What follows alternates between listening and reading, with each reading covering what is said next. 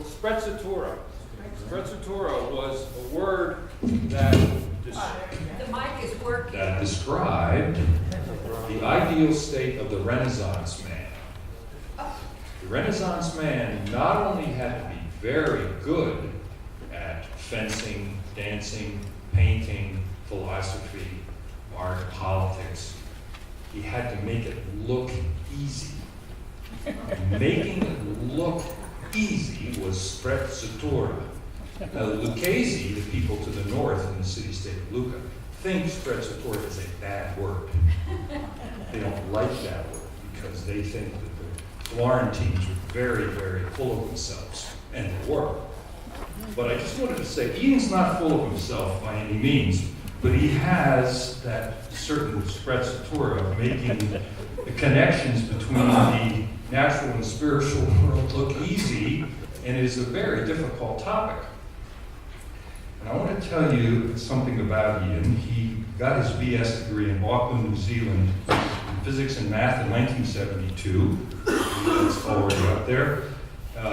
Master's at Massey University, New Zealand, computer science in 74. What was this so difficult? You have your master's in computer science here. And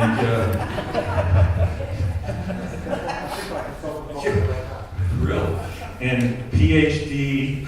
in theoretical nuclear physics. I was informed that it's not atomic physics, like something else Ian tells me. It's nuclear physics, 1979. He's a fellow of the Institute of Physics in London, fellow of the American Physical Society, professor of physics at the University of Surrey in the UK up till 2006. And since that time, he's been a nuclear theorist at Lawrence Livermore National Atomic Labs.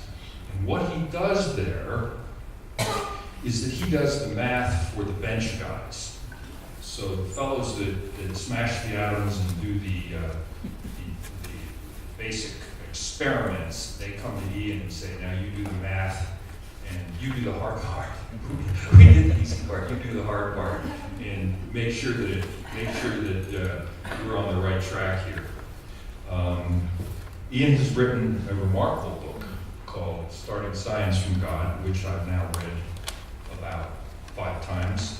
And once again, I'm beginning to understand it. The first part is pretty dense in terms of its attention to quantum physics, but after all, that's what Ian is. He's a quantum physicist, so naturally he's there. But I'm delighted to be able to present to you after a number of years. I believe Ian was here about 12 years ago and spoke to the Swedenborg Scientific Association, but he's back, and I'm sure this will be a wonderful talk. So thank you, Ian.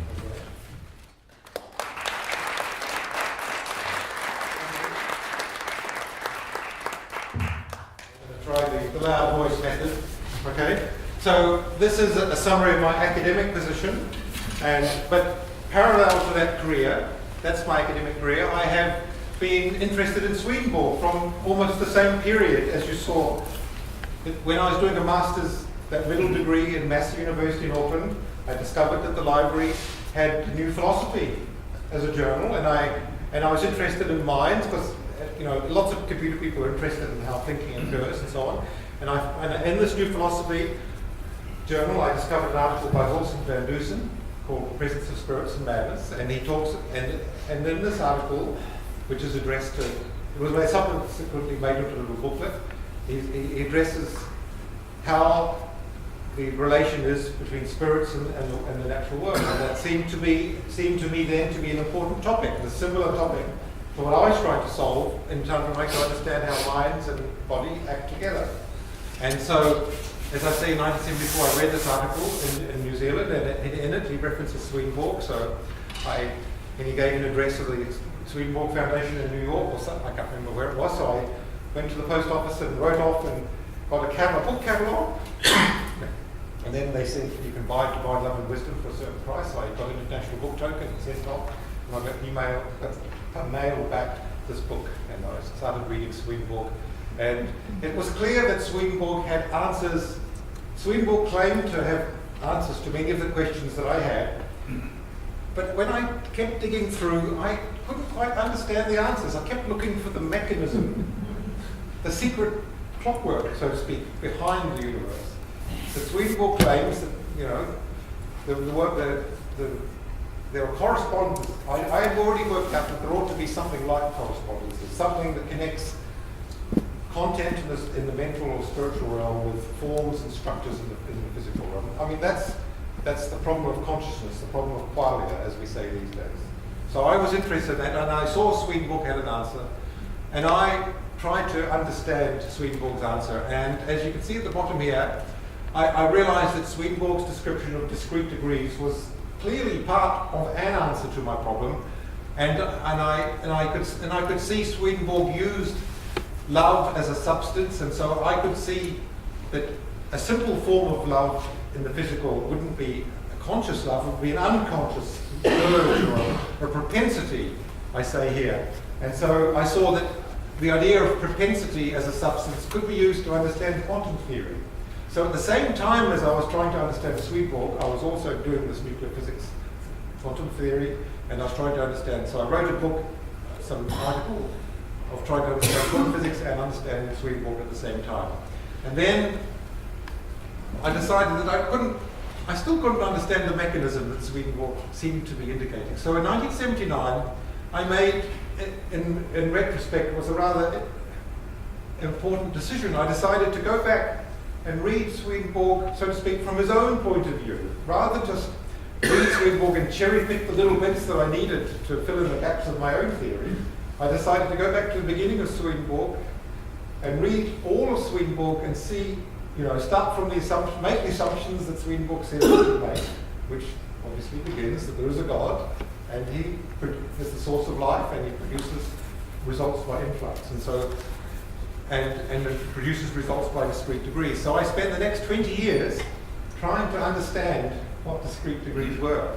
And this is the book that you see, this blue covered book, is something that I started writing in 2008, which I decided, by then I sort of worked out what Swedenborg's overall picture was, but because I grew up in connection with physics, I could make the connection back from the theology of Swedenborg back down to physics. And so my sort of claim, my unique selling proposition, so to speak, is that I can see the steps from Swedenborg's theology, which describes God, through his spiritual world, through a mental world, into the physical world. So what I tried to do with this book is, when I started to write it, I didn't know whether I could see all of these steps, but I thought I should begin at the beginning. So it's called Starting Science from God. I begin with God. I take the basic principles of theology, which we'll talk about in a minute, and make some deductions to produce what the world should look like. And so this is my normal talk, and I have a little disclaimer. This material is not supported by my institutions. I have dual lives, so to speak. I have a secret life as a Swedenborgian enthusiast. That's why I'm here. But I don't tell people at work about this. So if they ask questions, I can discuss things. But I haven't had any. No one's complained about me at work. It's kind of strange. I have a reputation for doing things properly. And so, yeah, that's what we showed. And so, about the year 2000, I sort of came to the conclusion that I did have an overall picture. And so, at the Swedenborg Society in 1999, I sort of tried to take an overall, give a talk, a top-down presentation. In other words, start from God and make some presentation of what discrete degrees and come down to understand quantum physics. So that was my first presentation of the big picture, so to speak. And this book is really that big picture written out in all its glorious details as a book rather than just a talk. And so in 2002 I gave a talk here, quantum physics and spirituality related, and then I gave some other talks about duality and non-duality, because discrete degrees means is at least two things. If there's at least one discrete degree, you've got two different things which are connected, but they're different substances. And so many people in the consciousness and in religion think non-duality is the way to go. Everything is, we're all really God, and Atman equals Brahman, this is the phrase. And so I was sort of pushing back against, this was a meeting of people who tended to have that idea, so I took an opportunity to speak about Swedenborg's view of discrete degrees and to emphasize in particular that if love is unselfish, then it has to love people who are different from itself, and in non-duality you don't have any love that's distinct from yourself. So within non-duality, all love is essentially selfish, it was an argument that carried some weight at the time, and I thought it's still one of the important arguments in my book. And at the bottom here, you can see theisticscience.org is a website that I made, and I actually have quite a few websites, which some of you might know. Okay, my most popular one is BibleMeanings.info. Okay, this is a collection of the Bible that links to what various people have written as the spiritual sense. So it starts off with Swedenborg on Genesis and Exodus and Revelation, but lots of other people have written about other books, and so I've tried to collect all this collateral literature and link it together. And so this mentions Swedenborg as the author, but it's a way of introducing people to Swedenborg. And so at the top I have my own web page, and then I have some physics, understanding physics, and then I discuss mind and body, and then there's the theistic science one, a website related to this particular book, and then there's some other general ones, and then there's some Swedenborg writings from the old New Search site, when for a while it was down, so I managed to get the text from that, so I made my own version of that website.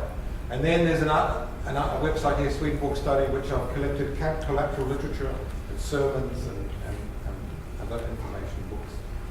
Okay, so because I've been by myself, my main route of publicity is not to give lectures like this, but to make websites in which people can read whatever they want to read. So I try to connect science and theism, and if you're interested in, I'm going to give a brief summary, but this point is in this little white booklet in more detail. So those of you who are interested in, because some religious people are nervous about connecting science and religion because they feel rightly that if we connect religion too strongly with science and the science is disproved, then it reflects badly on the science, and also reflects badly on the religion. But there's two ways of doing it. I say we can do this connection as long as we're careful. There's the traditional way is to look through the evidence of the world and say this must have been made by God. That's the traditional way, sort of the argument from design of it, but these are inductive generalizations, and the logicians and mathematicians will know that deductive arguments are much stronger than induction. So in this book, I've tried to follow a deductive way of starting from God, understanding the basic principles of theism in a Swedenborgian way, and then come to predictions which can be verified by evidence. And as I say, the logic is stronger with induction. We still allow some contingencies, some loose joints, to allow some wriggle room in case, if I make a mistake, then at these points of where the connections, because from God I derive this general structure, and then I identify it in terms of what we know already. And that identification of what we know already is something where different people will do it in a different way. And so that's a little challenge there. But the point is that I'm trying to do what's called it's called the hypothetico-deductive method. In other words, I make a hypothesis. I'm using theism, as understood by Swedenborg, to make a detailed prediction or hypothesis of a theory, a general framework, and then we want to see whether that's verified or confirmed by experiment. So this is the general way I'm doing it. This is the structure of this book. I'm trying to establish some general principles starting from Swedenborg, and so this is why I call the book Starting Science from God. And so I think it is supported, but if you read it and you discover something wrong, then you better tell me because I need to know whether I made a mistake. Because even now I read Swedenborg, and I make sure I understand, because if I discover something when I read Swedenborg that couldn't be explained by this, then that's a very serious question, and so I need to make sure that I'm doing it properly. But I think I'm okay so far. Probably I would say that, wouldn't I? But what I want to focus on here is, I'm going to talk about the book itself soon, but I want to outline some general questions about why I think Swedenborg's contributions are important. And this is related to the fact that I'm beginning another book after that one, in which I try and make Swedenborg's contributions address the questions that philosophers and scientists have today. So I'm discussing with the Swedenborg Foundation about a new book, and they can have a meeting next week, and this book may come up on a discussion. And I claim that many of the ideas of Swedenborg are very relevant to these debates, and we try and make a case for this. And so I'm going to go through, I don't want to talk for too long, but I want to go through some of the examples of what these contributions are, and I want to see whether you recognize what Swedenborg's contribution is to solve these questions. Some of you ought to recognize, some people say that God created the nature by, first of all, created the natural laws, and then the world follows natural laws. Do we believe that? Does Swedenborg believe that? No. I see some head shaking. But many people interested in science and religion think that this is an appropriate way for God to have created the world. But Swedenborg we know not. So we know that Swedenborg creates objects by powers from influx and out of high degrees. And so the actions are not uniformly mathematical, because minds are not governed by principles of mathematics. They're given by principles of logic and reason and love, which are not themselves mathematical. We can describe some general features of that. So the bottom line is that God does not manage the world by mathematical laws. So therefore, natural laws, as people think sometimes God creates the world, are not really the way we should see it. We should see it in terms of objects with certain powers acting from influx and so on. So this is part of this Swedenborgian ideas can enter into the debate about natural laws and so on.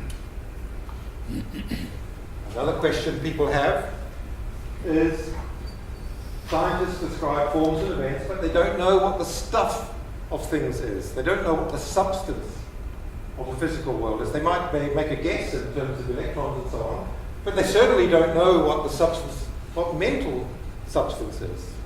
And in fact, quite a few psychologists, you might, those of you in psychology will know Patricia Churchland, or her husband, they ask rhetorical questions. What is mental stuff? We don't have any idea about mental stuff, therefore dualism is nonsense. Minds are not separate from that of it.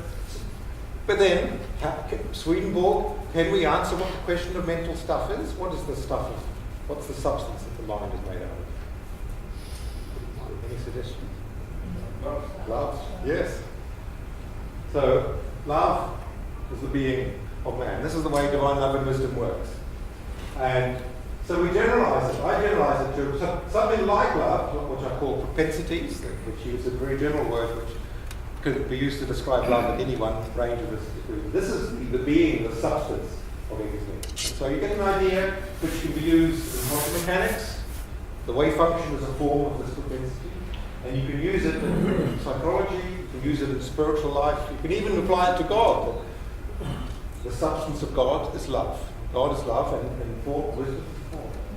And so in other words, the substance of things is not matter, it's not information, it's not consciousness, it's not form, but there are many distinguished philosophers actually have said that consciousness, I mean, if you ask people these days what minds are made out of, if not matter, they say mind is made out of consciousness. But we know that consciousness is something that you get when loves act. It's the manner of operation of consciousness. And so, but love itself is what minds are made of. And these, as I said here, these propensities can be natural. There's propensity mental like desire, spiritual like love, or divine like love. So, in other words, from Swedenborg, this is what I realized when I started reading Swedenborg. He begins to answer some questions that people have had for a very long time. I mean, Descartes tried to have an idea of minds being separate from bodies, but he didn't know about love. In fact, he thought minds were essentially thinking and not loving. So there's a difference there. So this is a kind of idea of mind which is not Cartesian idea. Now, scientists like theories of everything. You may have heard this. They like a universal theory which applies. In other words, a theory which applies to when only one kind of thing exists. And then if you suggest to them that more than one kind of thing exists, then they say, well, how are they connected? What rules? How it doesn't make sense to have more than one kind. Makes sense. But in quantum physics, people sense that there are some hidden secrets in quantum mechanics. There's the measurements, and then there's the wave function, and there's the energies, and then there's the virtual processes, and then the quantum vacuum. These are all like little discrete degrees in physics. So because I was interested in physics, I could see that all of these things were examples of discrete degrees in physics which behave together just like Swedenborg discrete degrees. So in other words, I used Swedenborg to understand what physics was about. So I saw Swedenborg says that discrete degrees are the universal pattern, and they operate by generating substances from lower substances, so to speak, from higher ones. The lower substances are not, we're not made out of pieces of God, but God has generated or created the things from which we're made. And then God enlivens us by giving us more influx, by generating the life in us. So as I said, discrete degrees are not aggregation, they're not just an appearance, they're not just a projection, not just an illusion, and they're not continuous emanation, as Plotinus may have thought. So Swedenborg provides a unique set of ideas here of discrete degrees. And this book is taking discrete degrees seriously. As a physicist, I took discrete degrees seriously, and this book is making a new understanding of what discrete degrees are, and trying to answer lots of questions within the mind. Discrete degrees in heavens. Swedenborg talks a lot about celestial, spiritual, and natural heavens, but there are discrete degrees in the mind. It turns out psychologists have discovered, and as I said here, there are discrete degrees in physics. So by taking a global view, you can learn a lot from Swedenborg in many applications. So what I'm saying is that we ought to be using Swedenborg's ideas in the popular, professional, philosophical, even any public discussion of these issues. Swedenborg has a lot to contribute, and I don't know, many of you will know a lot about Swedenborg, but how many of you are contributing to the debates that are happening, in which Swedenborg's ideas provide an important contribution. So I wish to encourage the academics and the writers among us, actually, even to write fiction books or movie scripts in which Swedenborgian ideas is a very important function of people like yourselves. So, if you ask philosophers whether minds are simple or composite, a simple mind can't be divided, and a composite mind can be divided. Aquinas and Plato and Descartes and modern philosophers who don't want to be materialists say that minds are simple and therefore they don't follow the normal rules.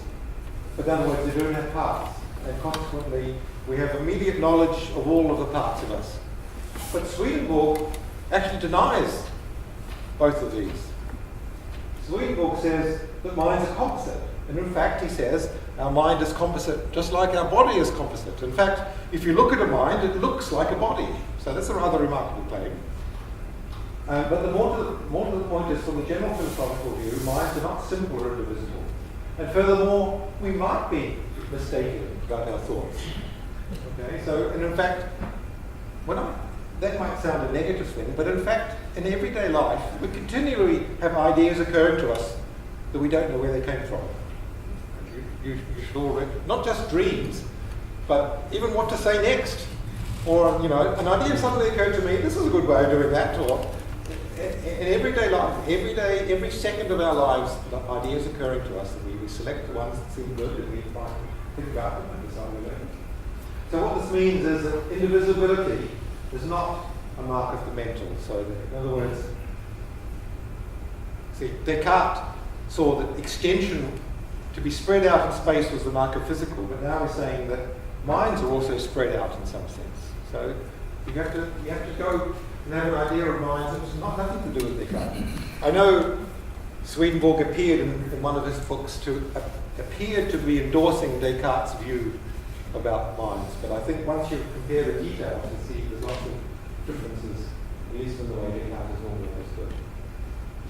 Related to this is minds are not in space. Most philosophers of mind think that minds are not in space because we can never point to our thoughts. You can't put love under the microscope, they say rhetorically, and we can never point to images, but Swedenborg says that minds are in space. And in fact, even it appears to be three-dimensional space.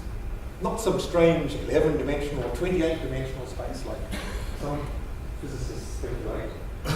But the point is that this space is not the fourth dimension, or the fifth dimension, or the sixth dimension of ordinary space, because in that case you could rotate and you would see your mind appearing in ordinary space. But rather, the mental space is not continuous with physical space. That's the important thing that Swedenborg says. There's a mental space which is along, I'm using a spatial metaphor, I can say alongside physical space, but that's a spatial. Or parallel to physical space, that's also a spatial metaphor. But it exists at the same time as physical space, and there are causal connections between them. So that's why we can't physically point to thoughts. Not because, but those of you that have read the story of Swedenborg know that you can point to minds in the spiritual world. Swedenborg does meet people who are minds living in the spiritual world. You can point to them. There's someone. So you can, once you're in that space, you can point to thought. Another thing is time. There's one reading that even Swedenborgians have, that minds are not in time. And I've even seen some esteemed, one of my colleagues, who I won't name, who thinks himself as a Swedenborgian. His argument was that the spiritual world is outside time, and therefore spiritual life, we live immortally in the spiritual world. But that doesn't. Do you agree? Is that are we frozen statically in the spiritual world? No. In fact, the spiritual world is full of. It's very flexible. It's got lots of changes. In fact, there's wonderful things happening all the time in the spiritual world.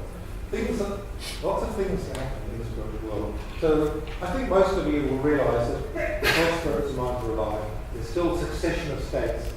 That there is a time. There are successions.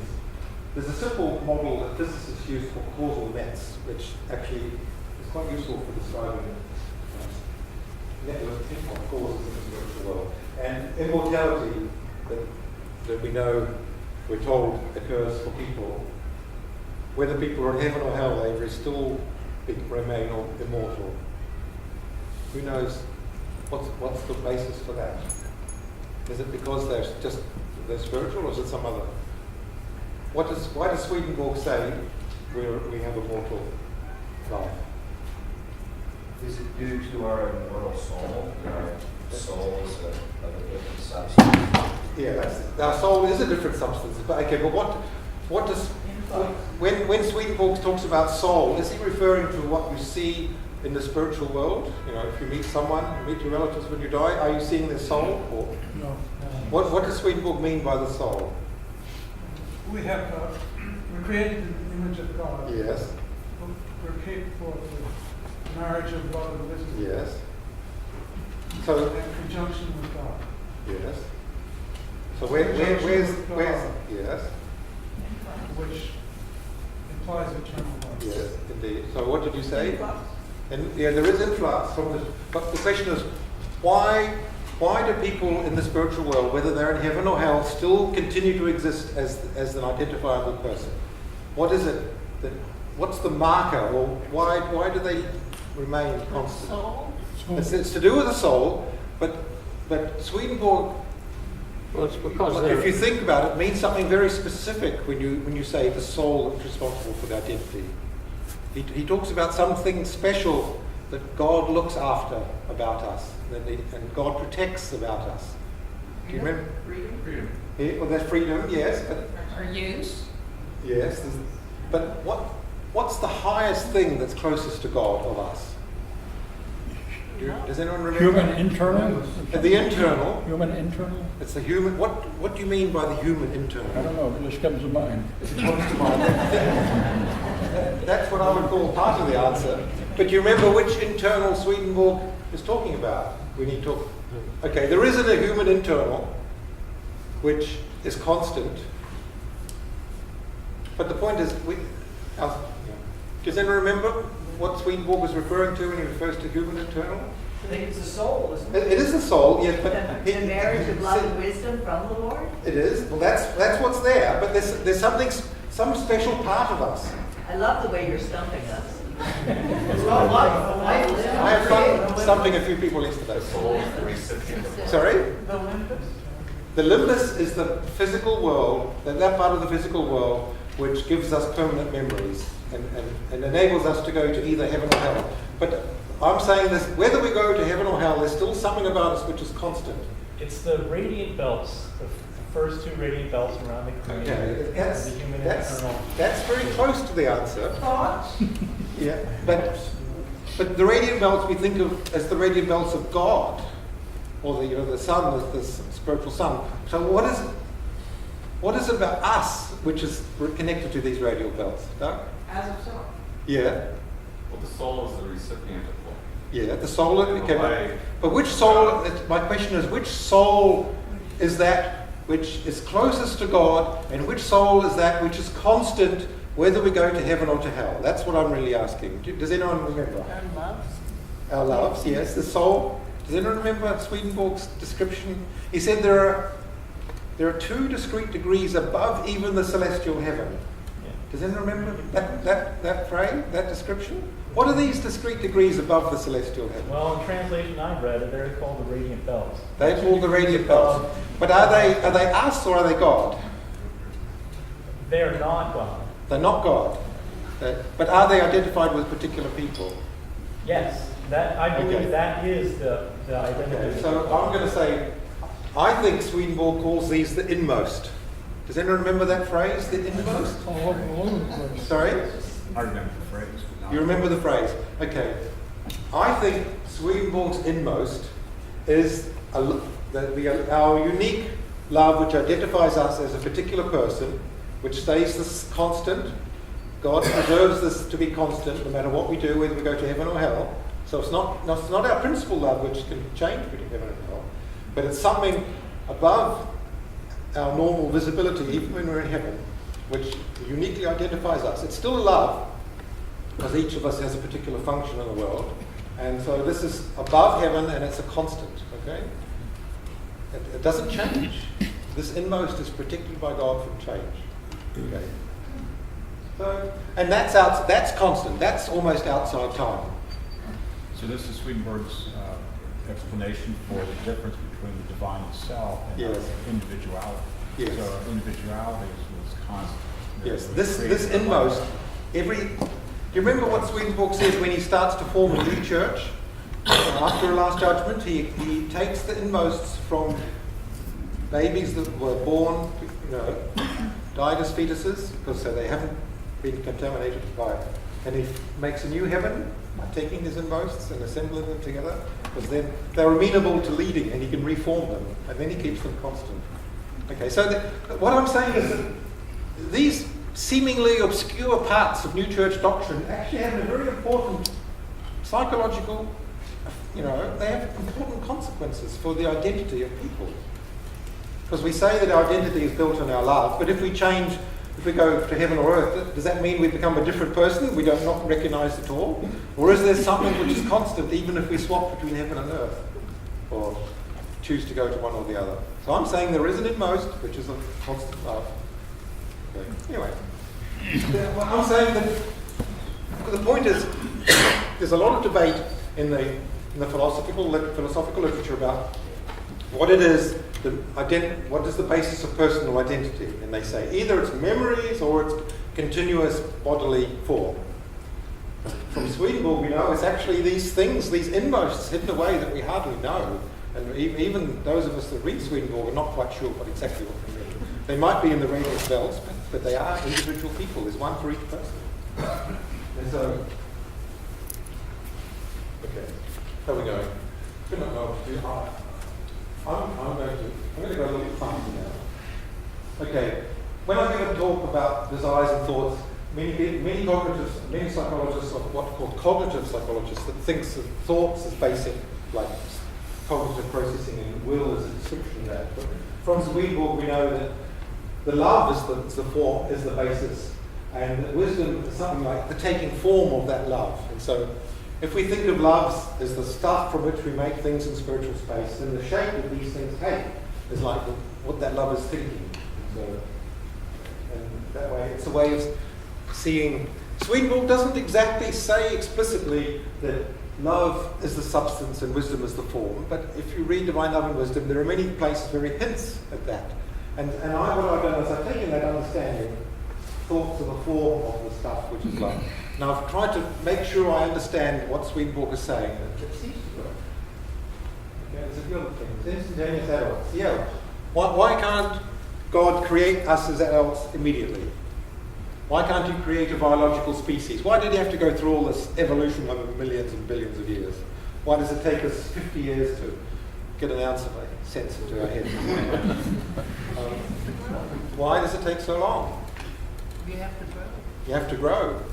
What is it that you get when you grow?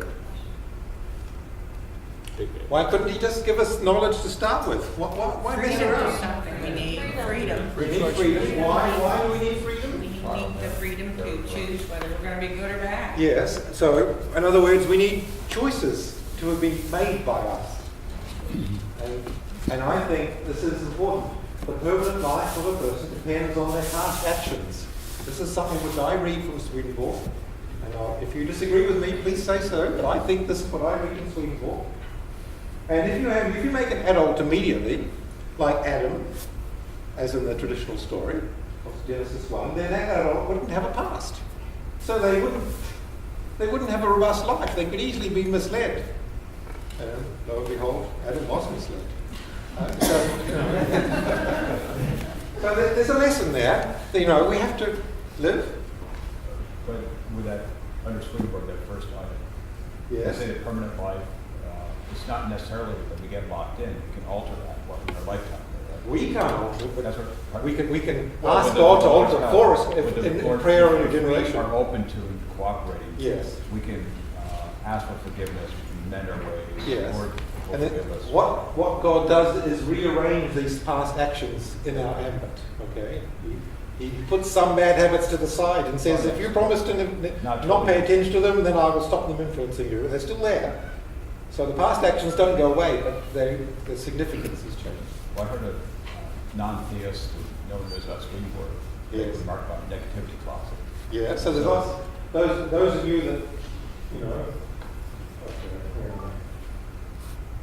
there's lots, counselling is all about this. Psychological counselling is very important. It's a big business. And many of us are bothered by things like that. Okay.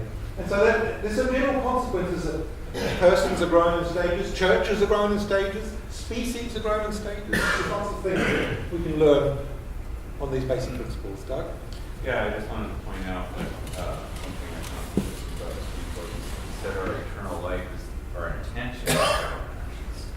Yeah. So it's like our innermost thoughts. Yeah, So we sometimes we judge people from our outward actions. Yes. Sense on yeah, so the important thing about the past action is what the love and wisdom was that was in us that produced that action. So I think we're saying the same thing. Yes?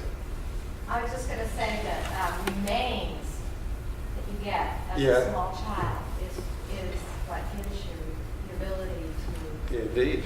become So a useful adult. these are past actions that have come to us for free, in a sense. And without them, if we just relied on our own past actions, we would be rather poor. I mean, imagine starting off life as an adult based entirely and only on the decisions you made as a teenager. But fortunately, when you're an adult, you remember things, especially when you have a young baby, you discover all sorts of desires and affections in yourself you never knew existed. I didn't know that. I had it in me, but maybe you know. Isn't the endeavors from love almost as important as the actions itself. That's, you know, Okay. You're going to start on the debate between love and action. No, No. I think Swedenborg says you have to have love and wisdom and action. And if you miss any one of those three, it's insufficient. You have to have all three. Okay. And another thing about discrete degrees. This is a little challenge for you folks. How are we going to do that? How many discrete degrees are there? Okay. How many discrete degrees are there? I'm going to ask you. At least three. You have three? At least. 3 is a good number, at least 3. How many? Any advance on 3? Each of those have their own level. Oh, really? So how many does that make? 9. 9. And do each of those? I forgot. Do we have it? There are an infinite number of discrete Oh. ways that come together in pairs and triplets of 3, Exactly. reflecting the trinity Okay. of God. Okay. You folks are pretty good at answering this. It took me a long time to realise that I do say God in the three creation. And in fact, this book, I have fun making, actually George knows about this because I've talked to him about it in the past. You can have a discrete degree of heavens, and we know about 3 degrees there, and then discrete degrees of the mind, there's lots of sub-degrees of the mind. So this book has fun trying to work out what psychologists may have discovered in the past about discrete degrees in the mind and also discrete degrees. So it's a treasure trove. Mathematicians ought to have fun there. Okay, I think I'm going to, there's lots of time that I could talk, but the purpose of this day is a book expo, and that requires people looking at books as well as me listening to this talk. So what I'm going to do now is I'm going to I was going to talk about my book, but I'm decided to go to an interesting section I had at the end about what to do, okay? I assume I'm going to now take it as read, my book. I could talk a lot about my book, but because I did it 5 years ago, I'm now thinking about another book. And I'm thinking about how to help the ideas of Swedenborg in today's world. And so, this is a question. This page is addressed to the academics at an institution like this. Did I invent? Okay, theistic science is a phrase I use to describe my enterprise. It's trying to use science theory, make theories in science based on theism as a starting point. And the question of how do you publish ideas of theistic science? What's the position of the journals that we have? The Swedenborg Scientific Association, its primary aim is to publish books on the scientific works of Swedenborg. Is this correct? Yeah. But it's taken a more general ambit now, hasn't it? See, the Swedenborg Society in London, its remit is to publish books on Swedenborg. That's just fair enough. But it's allowed to publish a journal as well as publishing books about Swedenborg. So that's why you see recent journals from the Swedenborg Society in London, which cover a whole range of topics that are not just Swedenborg.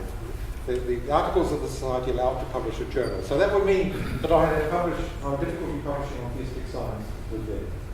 So these are things that we ought to build up. I feel a little bit alone, as you might imagine. I'd like to build up a network of advisors.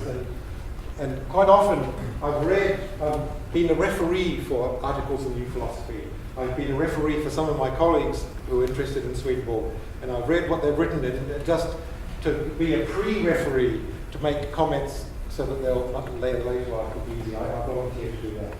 And then there's questions of getting science meetings together. So this is sort of from the academic point of view. I'm trying to imagine a field like theistic science or physics or biology or psychology, and what it might look like. And I look at various things that I could do in physics, and I'll probably continue to do that. This limbus is something which is obviously very important. And in biology, I see many questions. I think Swedenborgians who are interested in biology have an enormous world in front of them, trying to understand the correspondences of biological structure, biological functions, neurology, what is the exact correspondences in the brain, and so on. And evolution. I mean, there's enormous public debate, especially in the United States, about what's happening in evolution. Do we have unguided or guided? How, from Swedenborg's point of view, how would creatures be created progressively? How does he do it? There's lots of questions there, and I encourage people to think about it. Theology. Now, the first book, this first topic is what's the new church view on the second coming? Because if you look on various popular theologies, there's all sorts of phrases and terminology and different views of dispensationalism and premillennium and all sorts of things. What's the new church view? How does it fit into that? And then it turns out that there's a lot of bad theology being propagated by the atheists. Like Theodore Dobochansky, I think I pronounced his name correctly, wrote an article called Nothing in Biology Makes Sense Except in the Light of Evolution. But if you read this article, it's astonishing. He uses a whole lot of terrible theological arguments that are not even consistent with each other within the same article. And Darwin uses a lot of theological arguments. He says, I see this thing in this animal.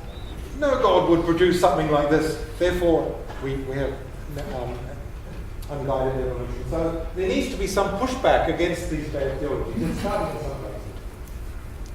Another thing is that I think new church people should talk about Paul. Something we need to understand what Paul is saying that's true and what's not true, and trying to write down. I haven't seen yet a proper book by new church people on Paul. No? And especially seeing if you consult with modern Bible scholars, they're all very skeptical about Acts. They're very suspicious that Acts is written with an ulterior motive as a sort of political statement.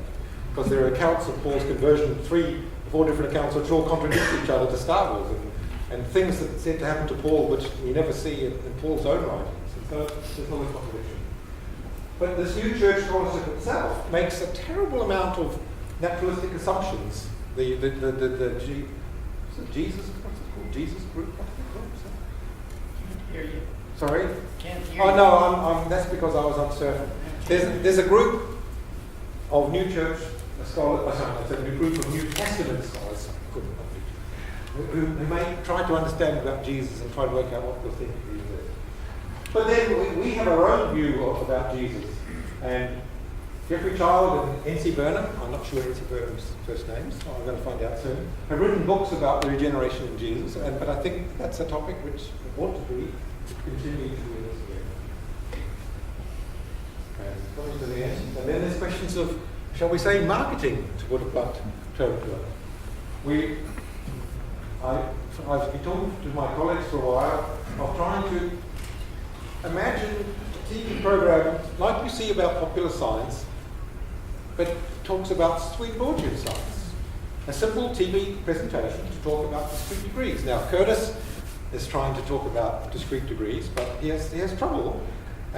But someone like me ought to participate in a group which is producing some presentation about discrete degrees, even just for yourselves, because as we see in this talk, everyone has different ideas about discrete degrees. That we ought to at least be singing from the same sheet about what discrete degrees are. So I want to, and then blogging is to blog about Swedenborg's ideas, and furthermore, not just be speaking in the voice in the wilderness, but to discuss with other bloggers.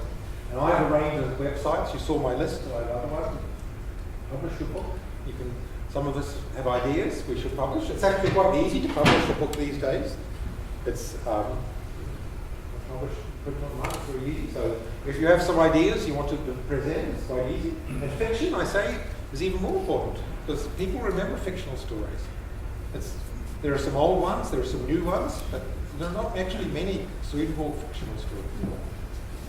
Maybe movies, or at least you can write a screenplay. And then Steve David has this Swedenborg project has changed hands recently, and so this is available for use for some projects, so to speak. So we have some discussion about that. I think that's coming to the next. Yes, and lastly, I'm writing another book. I mentioned this at the beginning. My working title is Swedenborgian Astrophysics, that's in my name. The point is to use these ideas, as I said earlier, about Swedenborg, and try and address concerns, the problems that other people have, and make arguments. And I say, just as a reminder, as you probably would remind me, that arguments are necessary but not sufficient. You can't just convince people with arguments, but at some point people benefit from having things spelled out in easy to understand terms.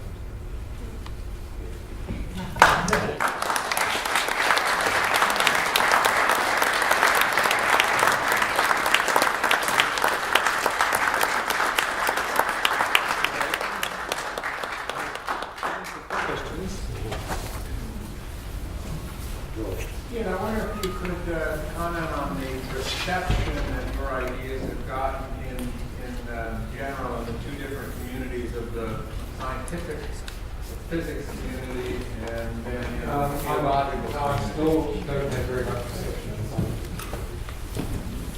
They agree, when I talk about just substances and form, there's still resistance. I'm just beginning. And in the theological Well, realm? I wrote a paper about 15 years ago which is physical law and divine immanence, discussing this question about laws and influx. And I got it published in a Science and Christian Belief, in a regular journal, and that was quite useful. It's probably the first time Swedenborg's ideas had appeared in that journal. But my mention of Swedenborg is confined to footnotes. I'm a little bit secretive. Hello, yes. You mentioned Theodosius Lubchansky. Yes. And he's a man who I think very highly of as one of my heroes. I've read his book. Yes. Have you read The his Biology of Ultimate Concern. Yes. And I've read an article that he wrote online about Yes. theism. And I just wondered, what are these arguments that you are find so objectionable? Okay, so I think I've got his paper online, so I can actually point you to the article. And if you give me your email, I'll send you a link to point to this actual article. And then you can assess it for yourself, and along with another philosopher's commentary on these arguments. So I think it will be useful. If you haven't seen that discussion, I think it will be useful discussion for you to see. And then we can continue to bring up.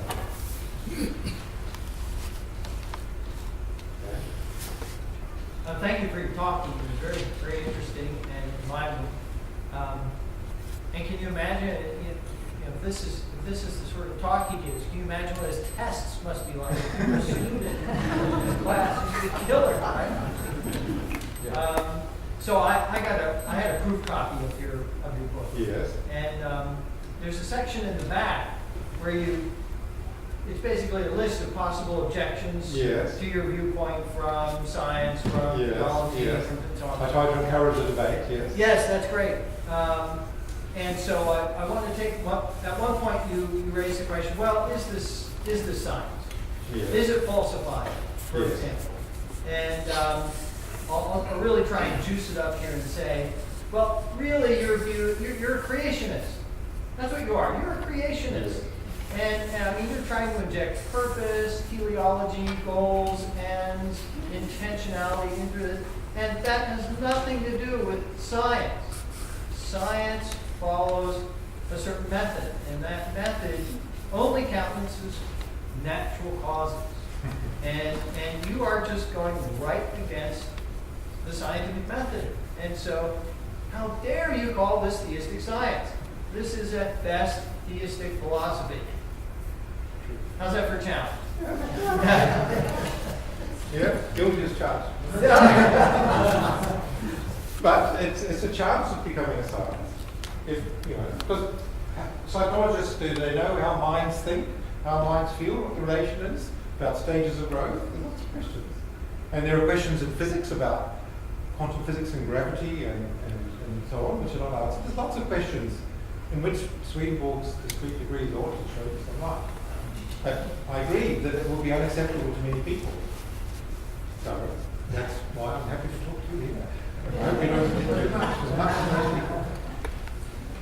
There are social scientists Yes. who use the deductive method. Yes. And the way of falsifying that is a different method of falsification than this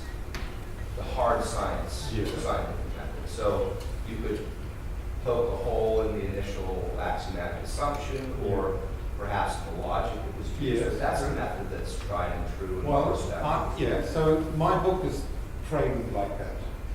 And so that if you see a hole in it, you're going to tell me. Sorry, go ahead. I think we may be at cusp, and I think all the effort that has been accelerated in the Supreme Board circles and churches, whatever, organizations, the big pushes, new translations, scientific conventions, whatever, papers, since 1995, been poised because the scientific community, academia, apparently had this project in the 60s or 70s for brain research, cognitive science, developed and come to some degree of fruition in the late 90s, early 2000s. Also, it's drawn in, of course, people may know about Buddhists and MRI. There's a fellow who Penn may know of, who published a book called Principles of Neurotheology. Okay. So, I think that some of these people realize that you may disagree,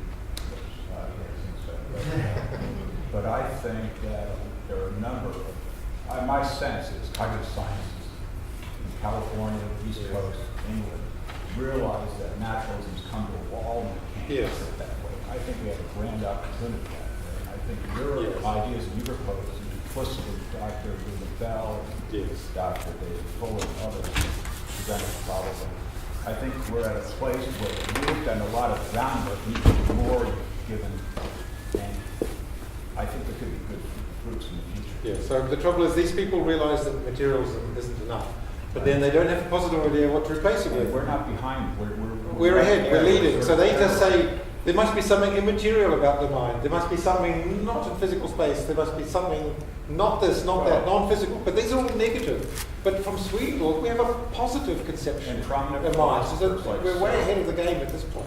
Right. Prominent philosophers like Cyril at Berkeley have reintroduced very strong arguments. Some people disagree with the Chinese room argument, whatever. But that's still intentionality.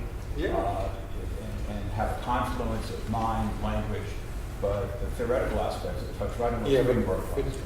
And now the emotional aspects are coming in as well. It's all there, but we have to introduce God to explain it. So that'll probably make them even more upset than ever. It's really good. But I think there are ways to do it. Yeah, well, so what I'm doing is I'm building up an alternative as best I can in a slightly insulated environment, and then I'm trying to. But aren't you asking for a multidisciplinary, somewhat? Well, that's what I want to aim for. From various fields. So here, at least, we should be able to discuss these things. Okay. Well, it's now 2:00, and I don't want to infringe on the time of whoever's coming after me. So, thank you very much.